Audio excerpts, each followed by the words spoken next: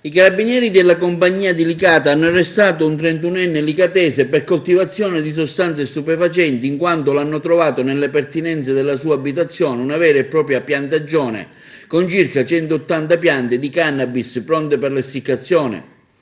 I militari della sezione operativa della compagnia di Licata infatti stavano pattugliando in borghese su un'autocivetta alle spiagge per prevenire eventuali assembramenti al fine del Covid-19.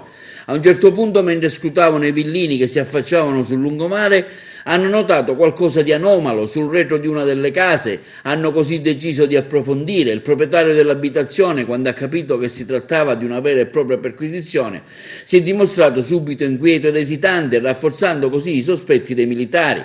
Dalle stanze della casa, in particolare dalla camera da letto del 31enne che sembrava essere un insospettabile, sono cominciati così a saltare fuori semi di cannabis, un bilancino, dosi di erba già confezionata, tanto da far immaginare ai militari un vivaio di potenziali clienti in casa.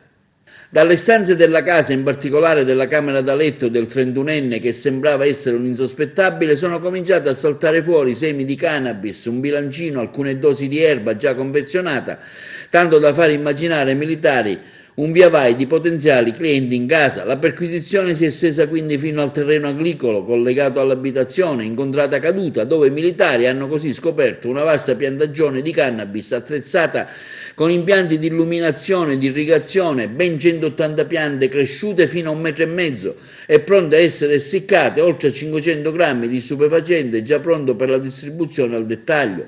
I carabinieri hanno così estirpato e sequestrato le piante dopo un'analisi di laboratorio per capire il principio attivo dello stupefacente. Queste verranno distrutte. In tutto si tratta di 20 kg di droga che sulla piazza avrebbe fruttato oltre 10.000 euro. Per l'uomo sono scattate subito le manette con l'accusa di coltivazione di sostanze stupefacenti. Il 31enne ora agli arresti domiciliari in attesa dell'udienza di convalida.